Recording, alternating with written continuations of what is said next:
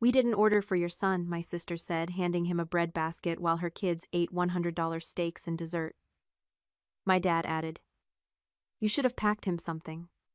I just smiled and said, "Noted."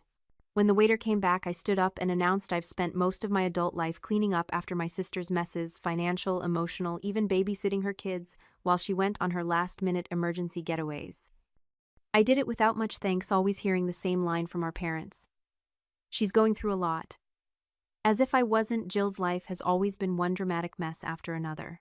But somehow she still manages to land softly because someone else is always catching her. Usually me and our parents. They act like she's this fragile, helpless creature who can't be held accountable for anything. Drop a comment and let me know where you're listening from and what time it is for you right now. I'd love to know who's part of our community. The Grandview Yacht Club sits at the very edge of the harbor, the kind of place where the membership dues cost more than most people's cars, and the sunset feels like something you have to pay extra to witness. The air smells of salt, water, and expensive perfume, a thick, cloying mix that always makes my throat tight. Tonight was supposed to be a celebration. My father, Christopher, was finally retiring after 40 years, in corporate law, a career he wore like armor. My mother, Patricia, had been planning this dinner for 6 months, curating every detail from the floral centerpieces to the seating chart. And that chart was the first sign that tonight wasn't just about celebration. It was about hierarchy. The main table was set for 6. My parents at the head naturally. My sister Brittany and her latest boyfriend on one side. My Uncle William and his wife on the other. And then a few feet away, tucked near the service entrance and the swinging kitchen doors, was a small round table set for 2, me and my 6-year-old son Jacob. I tried to ignore the slight. I tried to tell myself it was just logistics, that the main table was full. But then the food started arriving. For the main table, a parade of luxury. Seafood towers dripping with ice and condensation oysters, freshly shucked bottles of vintage wine that cost more than my monthly grocery budget.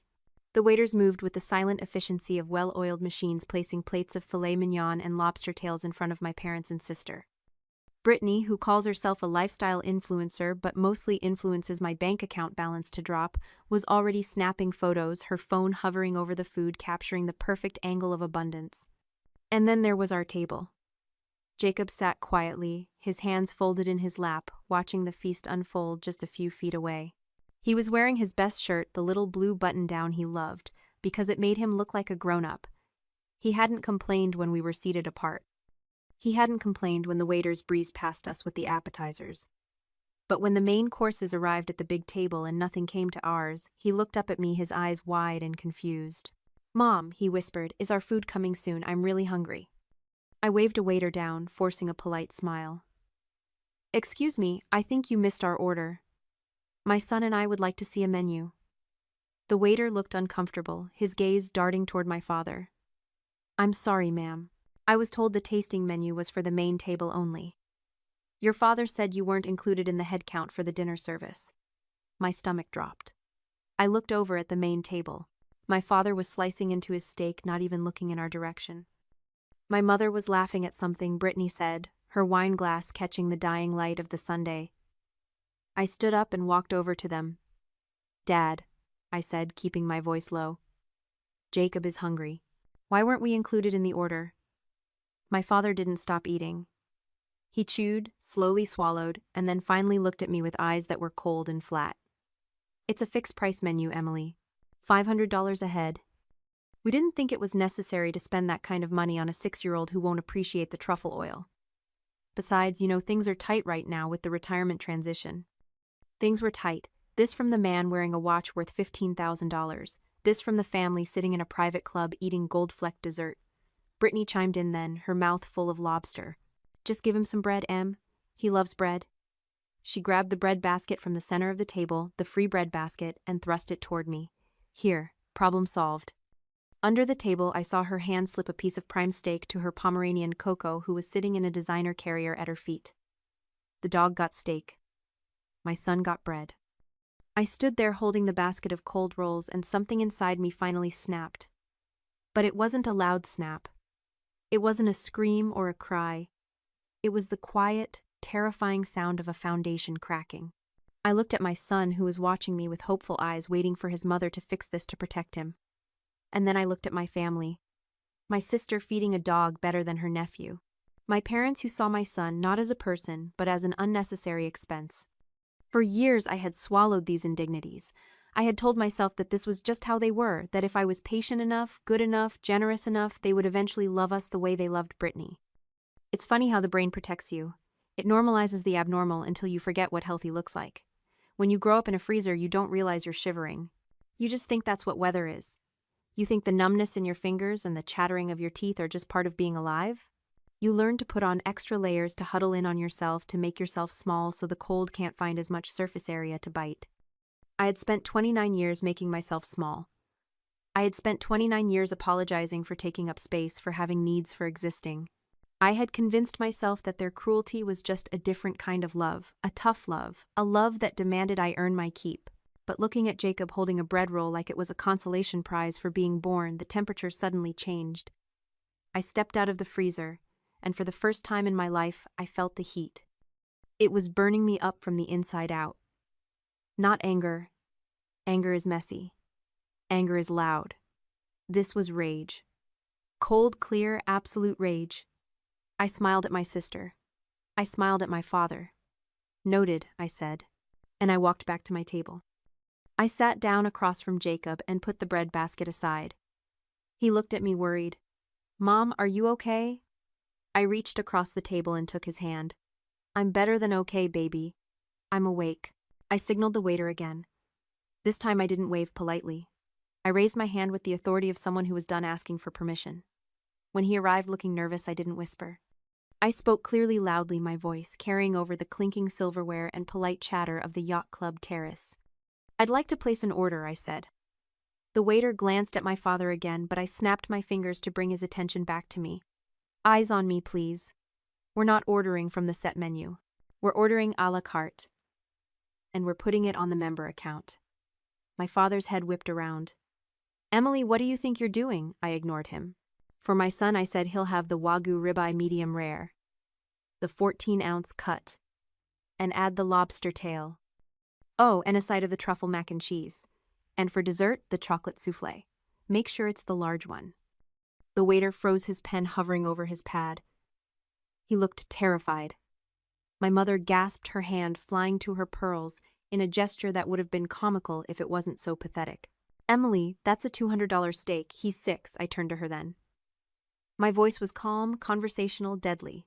I know, Mom. But since things are so tight, I figured I'd help you out. See, I'm canceling the rest of your course service. I turned back to the waiter. Cancel the vintage Cabernet they ordered for the toast. Cancel the seafood tower refill. Cancel the dessert course for the main table. In fact, cancel everything that hasn't physically left the kitchen yet. My father stood up, his face turning a dangerous shade of purple. You can't do that, that's my account. Actually, Dad, I said, meeting his eyes, it's a family account. You added me as an authorized user 3 years ago when you needed me to pick up your dry cleaning and run your errands because you were too busy being important. You never removed me. So technically I can order whatever I want. And right now, I want my son to have a steak. And I want you to watch him eat it. Silence descended on the terrace. The table of bankers next to us had stopped talking. The couple by the railing was staring. My sister looked like she'd swallowed a lemon. Uncle William, who had been quietly observing the entire evening, took a sip of his water and hid a smile behind his glass. The waiter looked at my father, then at me. He saw the steel in my spine. He saw that I wasn't the same daughter who had walked in an hour ago. He nodded once. Right away, ma'am. And he walked off toward the kitchen. I sat back in my chair and unfolded my napkin. Jacob looked at me, his eyes wide. Mom, is Grandpa mad? I smiled at him, a real smile this time. It doesn't matter, sweetie. Tonight we feast. And as the waiter brought out the sizzling steak, placing it in front of my son with a flourish usually reserved for royalty, I watched my family. They sat in stunned silence, their own plates suddenly looking less appetizing. They were realizing that the dynamic had shifted. The ATM was out of order. The doormat had grown spikes. And the bill? The bill was finally coming due. The aftermath of the dinner was exactly what you'd expect from people who value appearance over substance. The drive home was quiet, but my phone was not. It vibrated against the console of my car like a trapped insect buzzing with incoming notifications. I didn't look at it. I focused on the road, on the rhythm of the streetlights passing overhead, on the soft breathing of Jacob asleep in the back seat. His belly was full of Wagyu beef and chocolate, and he was dreaming the peaceful dreams of a child who knows he is safe. I wished I could say the same for myself. When I finally pulled into my driveway and carried Jacob to bed, I sat down at my kitchen counter and poured myself a glass of tap water. The silence of my house usually felt lonely. Tonight it felt heavy, pregnant with the realization of what I had just done. I had publicly humiliated my father. I had stolen control from my mother. I had openly defied the family hierarchy. In their world, these were capital offenses. I unlocked my phone. The first text was from Brittany. "You are psychotic. You ruined Dad's night. Everyone is talking about how crazy you acted. Send me $500 for the cancellation fees, or I'm telling everyone you had a mental breakdown." The second was from my mother. "I don't know who you think you are, but you are not the daughter I raised. You embarrassed us in front of the entire club. Fix this. Now." The third was from my father. A simple notification from the bank. Access revoked. He had removed me from the family account before the dessert plates were even cleared. I laughed. A dry, humorless sound in the empty kitchen. They thought this was about money. They thought they could punish me by cutting off access to an account I never used for myself anyway. They didn't understand. I wasn't trying to spend their money. I was trying to show them that I was done spending mine. I opened my laptop and created a new spreadsheet. I titled it, "The Ransom." For years I had been the safety net, the backup plan, the silent investor in the business of Brittany's life. My parents constantly told me that family helps family. What they meant was that I helped Brittany. Brittany needed a new car because her image as an influencer depended on it. I co-signed the loan. Brittany maxed out her credit cards on a business trip to Tulum. I transferred the balance to my card to save her credit score. Brittany couldn't make rent because her brand deals fell through. I wrote the check. I started typing every transaction, every transfer, every loan that was never repaid. November 2021 rent assistance, $1,200.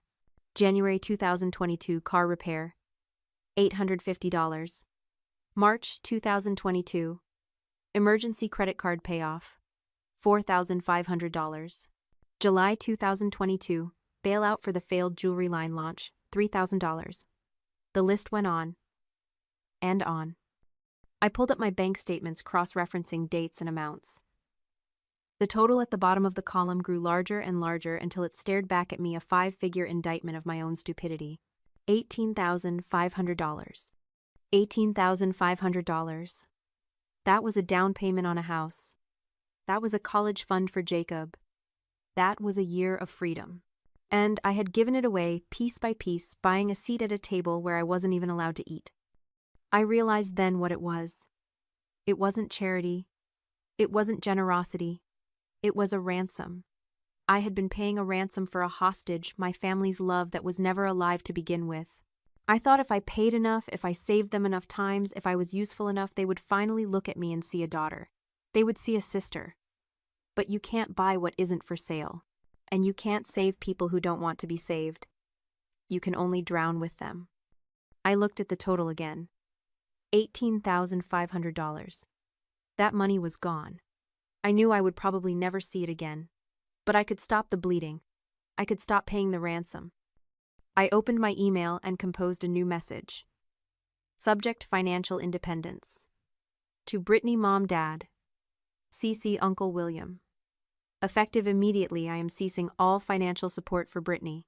The car loan I co-signed will need to be refinanced in her name within 30 days, or I will contact the lender to discuss options for removal, including voluntary repossession if payments are missed. The credit card balance transfer is due in full. I am no longer the family safety net. If Brittany wants to live an expensive life, she can pay for it herself. Do not contact me asking for money again. I attached the spreadsheet. I attached the bank statements. I hit send. It felt like cutting a wire on a bomb. There was a moment of breathless silence, and then the explosion. My phone lit up instantly. Brittany calling, Mom calling, Dad calling. I didn't answer a single one. I turned my phone off. I walked into Jacob's room and watched him sleep for a minute. his chest rising and falling in the steady rhythm of peace. I had spent my whole life trying to be the good girl, the reliable one, the one who fixed things. But tonight I realized that you can't fix a house that's built on a sinkhole. You can only get your furniture out before it swallows you whole.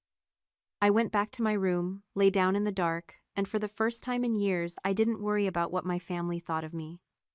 I was done paying. The ransom was over. The following days were a masterclass in chaos. My family, clearly unused to facing consequences, spiraled spectacularly. Brittany took to Instagram Live crying about how I had abandoned her during a mental health crisis, conveniently omitting the part where she starved my son. My mother left voicemails that ranged from weeping pleas to cold threats about disinheritance. My father sent legal-sounding emails demanding I pay for the emotional damages caused by my public outburst. I didn't engage. I didn't argue. I forwarded everything to Uncle William. Uncle William wasn't just my uncle. He was a retired judge with a reputation for being fair but ruthless. He had always been the black sheep of my father's side because he refused to play the social climbing game. When I called him the day after the dinner, he listened in silence. When I sent him the spreadsheet and the emails, he called me back within 10 minutes. "Emily," he said, his voice grave, "this isn't just bad parenting. This is financial abuse. And possibly fraud." We met at his home office, a quiet room filled with books and the smell of old paper. He reviewed my documents with a magnifying glass, quite literally. "You co-signed the car loan?" he asked, peering over his spectacles. "Yes." Dad said it would help her build credit. "And the credit card balance transfer?" Mom said it was a one-time emergency. "Brittany's purse was stolen in Tulum," Uncle William snorted. "Her purse wasn't stolen. I saw the photos. She bought a new one." He helped me draft the formal demand letters. We used legal letterhead. The language was precise, devoid of emotion, and terrifyingly clear.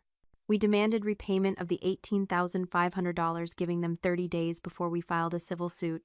We notified them that I was removing myself as a co-signer on the car loan, which would trigger an immediate recall of the debt unless they refinanced. We sent copies to their family attorney, a man who I suspected was just as tired of their antics as I was. But the real work, the work that kept me up at night, was the audit. I needed to separate my life from theirs completely. I went through every account, every subscription, every shared password. I changed everything. I requested my credit reports. I froze my credit. I was building a fortress around myself and Jacob. It was during this excavation that I found the key. I was going through a box of old papers my father had stored in my garage years ago for safekeeping. He had always used my house as an overflow storage unit for his hoarding tendencies. Most of it was junk, old tax returns, expired warranties. But at the bottom of a box labeled 2005 to 2010 household, I found a black ledger. It looked like a standard accounting book. I opened it expecting to find business expenses. Instead, I found my name. Emily Braces, $4,500. Emily, piano lessons, $1,200. Emily, prom dress, $300. Emily, college tuition semester 1, $12,000. Every expense, every single dollar spent on me since childhood, was listed under a column titled, "Debt divided by, to be repaid." I flipped the pages, my hands shaking. It went back years. Emily, medical deductible for broken arm, $500. Emily, school field trip, $40.